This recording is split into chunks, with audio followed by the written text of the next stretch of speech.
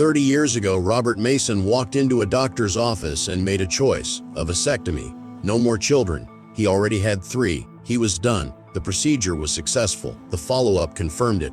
And for 30 years, he lived his life knowing he couldn't have more kids, until a woman named Angela walked into his life, and 3 months later, she was pregnant. And she said the baby was his, which was impossible, medically impossible, or so he thought. For years, Lauren Lake has presided over moments families fear and need the most: calm presence, firm voice. In her courtroom, truth doesn't entertain, it decides. And today, a case that defied medical logic would force everyone to question what they thought they knew. Because biology doesn't always follow the rules, and sometimes impossible things happen anyway. The courtroom was packed. This case had already made the rounds on social media. People wanted to see how this played out. On one side sat Robert Mason, 58 years old, graying hair, calm demeanor, a man who knew what he knew. And what he knew was that he couldn't be a father.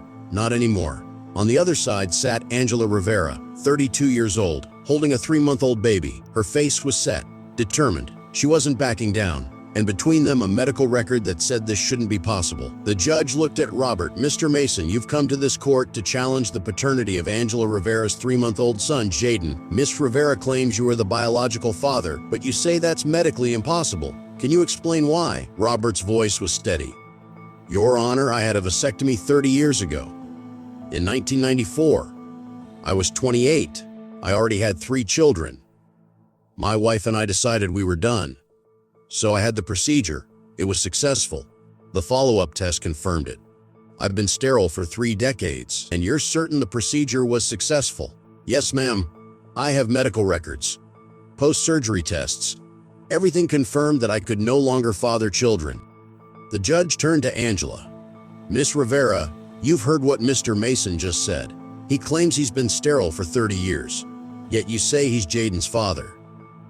How do you explain that?" Angela's voice was firm. "Because he is. I was with him. Only him. There's no one else it could be." "Miss Rivera, did Mr. Mason tell you about his vasectomy?" "Yes, he mentioned it." "And what did you think when you found out you were pregnant?" "I was confused, but I knew it was his, because I hadn't been with anyone else." "Did you consider the possibility that the vasectomy might have failed?" "I didn't know that was possible. I thought vasectomies were permanent." The judge leaned forward. "They usually are. But in rare cases, vasectomies can fail. It's called recanalization.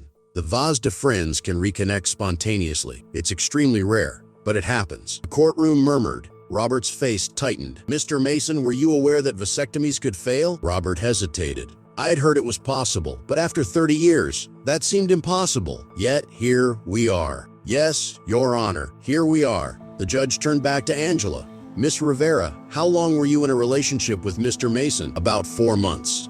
"And how did you meet?" "At a coffee shop. We started talking. He asked for my number. We went on a date. Things moved fast." "Were you intimate?" "Yes." "Did you use protection?" Angela hesitated. "Not always." "Why not?" "Because he told me he couldn't have kids. He said he'd had a vasectomy, so I didn't think it was necessary." The judge raised an eyebrow. "Miss Rivera, even if someone has had a vasectomy, that doesn't protect against sexually transmitted infections." Angela looked down. "I know.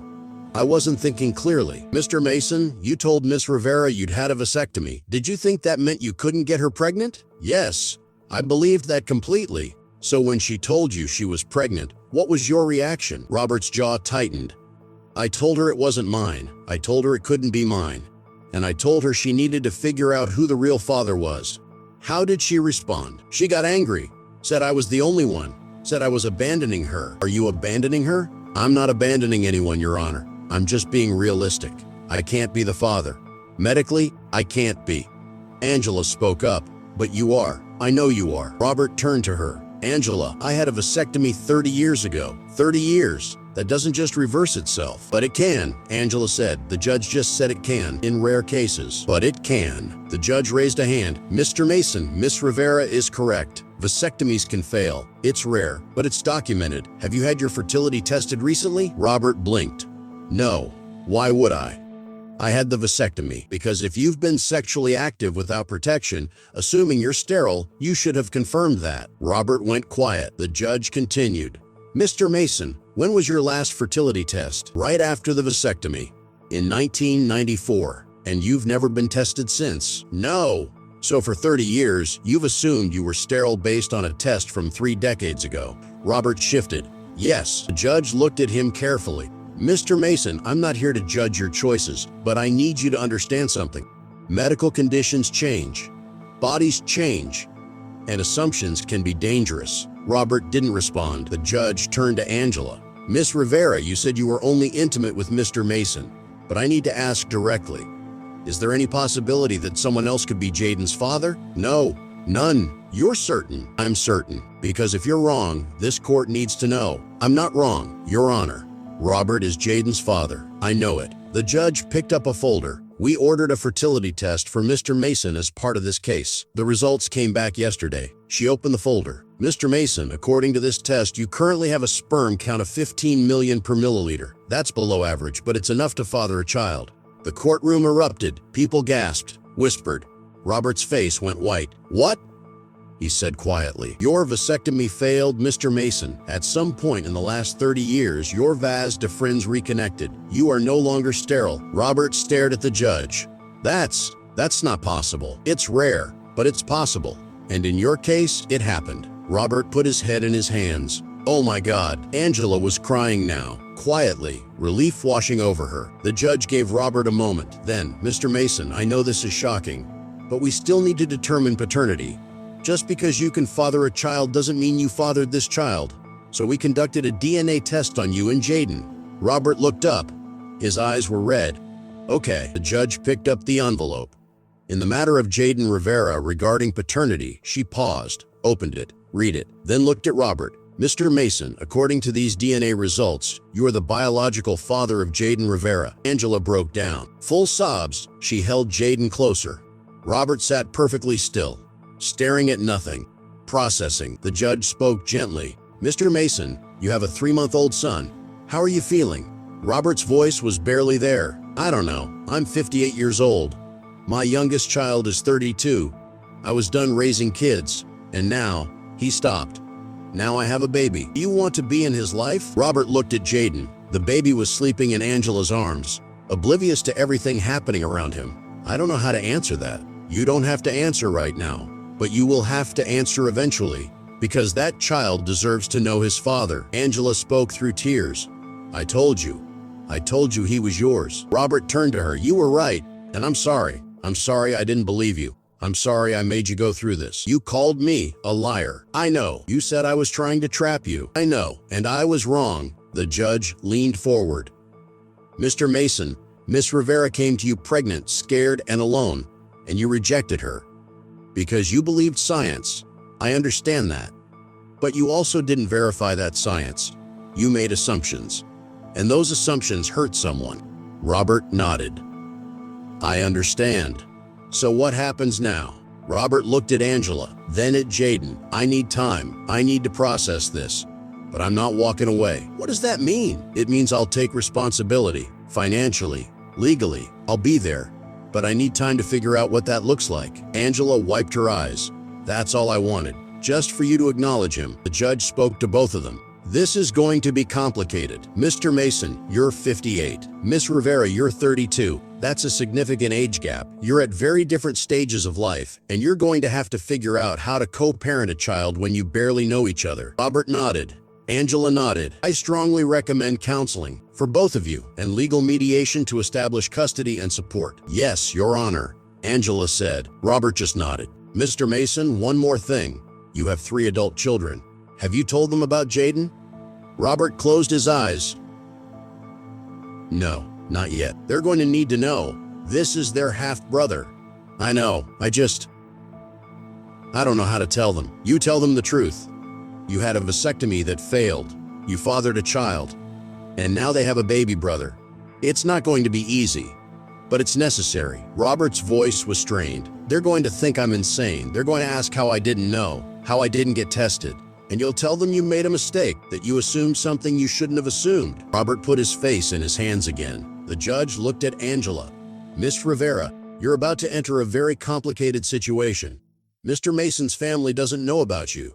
His children are adults. They may not be welcoming. Are you prepared for that? Angela's voice was firm. I just want my son to know his father. Whatever comes with that, I'll deal with it. That's a good attitude. But it's going to be harder than you think. I know. Court is adjourned. People began filing out. Robert stayed seated, staring at the table. Angela stood slowly, walked over to him, held Jaden out. Do you want to hold him? Robert looked up, looked at the baby, hesitated, then reached out, took Jaden carefully. The baby stirred but didn't wake. Robert stared at him. This tiny person, his son, his fourth child, born when he thought he was done. Looks like you, Angela said softly. Robert didn't respond, just held the baby, and tried to process the fact that his life had just changed forever. In the weeks that followed, Robert told his adult children. They were shocked, angry, confused. But slowly they came around. Because Jaden was their brother, and family was family. Robert started seeing Jaden once a week, short visits at first, then longer. He wasn't ready to be a full-time father again, but he was there, and Angela respected that. They would never be a couple. The relationship had ended the moment she told him she was pregnant, but they were co-parents now, whether they were ready or not.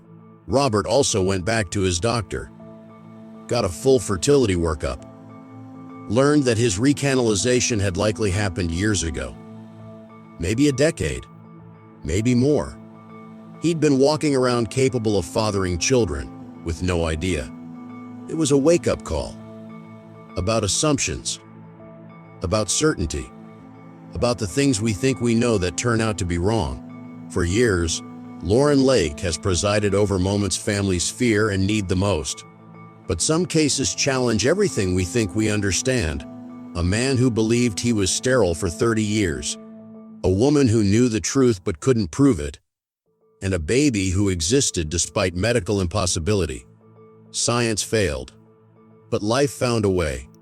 And a 58-year-old man learned that just because something is rare doesn't mean it's impossible.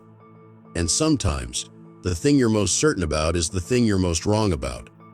That's the lesson Robert Mason learned in that courtroom. And it's a lesson he'll carry for the rest of his life. Because now, he has a son. A baby. At 58. And there's no going back from that. Only forward. One day at a time. One bottle. One diaper. One small moment of connection with a child he never expected to have. That's fatherhood. Even when it comes 30 years too late.